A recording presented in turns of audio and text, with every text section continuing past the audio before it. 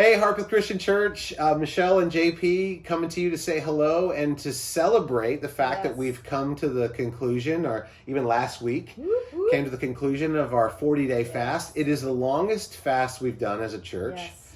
There's also that significance of 40 days. We see that in Scripture. Yeah. We see that Jesus, spent that time communing with the Lord and went away to pray. Even before selecting his disciples, he spent 40 days praying, and so there's that biblical precedent for 40 days. Well, there really is. But what we also found out, I think all of us, that you cannot white knuckle 40 days. You can get through a 1 day a week fast, or even up to 21 days. But once you're getting into 30 or 40 days, you need some perseverance, and that's a hard thing. We did, though, have the Devo that really helped us out. We appreciate Mike for writing most of that. Mike Eagle. And woohoo!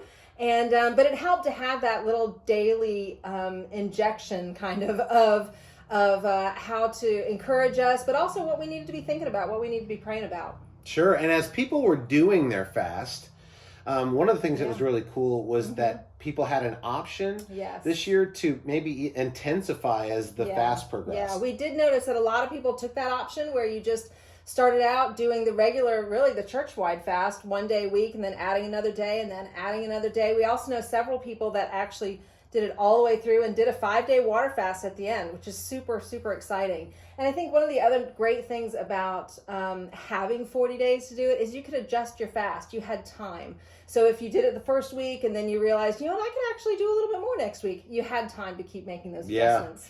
Now, full disclosure, I think that while the fast was going on, and I talked to some people, and I fell into this as well. It's like, hey, what happens if, exactly. Like I was doing really well, and then I'm not doing well. Yeah, I think that all of us kind of realize that, some days we need that reset button. We need to be able to go, yesterday was not all I'd hoped it to be. So tomorrow I'm gonna confess. I'm gonna tell God, you know what? I did not go where I wanted to go yesterday with you, and so I'm gonna hit a reset button tomorrow. And I think one of the great things about that was that you didn't hit the reset button in a bubble. Right. You did that in community. Yeah. And so as you're able to talk about that with other people, it's your home groups were sharing. For sure.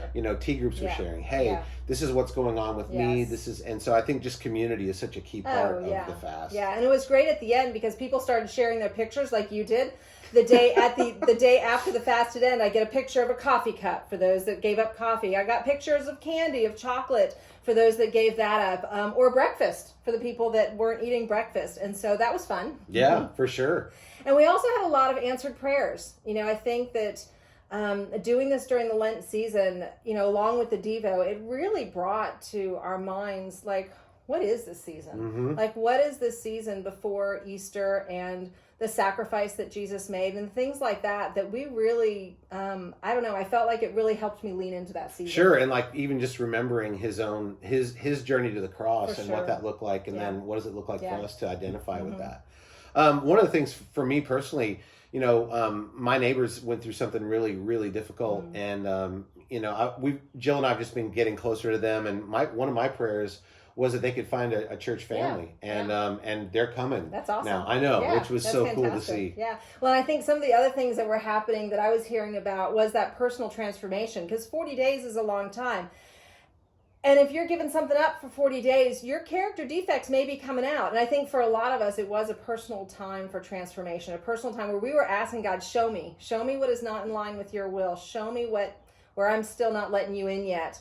And it really did do that. Absolutely. Sure. And something obviously that I love about what we're doing is that we're creating this culture of fasting. Yes. Yeah. I love the fact that we're annually we continue now to do this and even intensified it, which I think is great. Yeah. But it just helps us to have that culture of people who pray and fast. So that's an annual. Yeah, that's fantastic. And then we still have the weekly. So please lean into those weekly. You get the emails on Sundays. Lean into those. Up the ante. If skipping breakfast is becoming easy, well then why don't you skip breakfast and lunch or something like that, and really participate even as a community that we do the weekly ones. And we are so grateful for what God is doing. Absolutely. We are grateful for the fact that really the church trusted us to be able to go, we can do 40 days. You know, it was awesome. Yeah. And then just to see the receptivity of the members and just how wonderful it's been that people are saying, yeah, let's go, let's lean into God. And so we're just so thankful, you know, as we finish up today, we just want to say, first of all, how thankful we are to God for what he's doing and the way he's revealing himself to us as we lean in this way.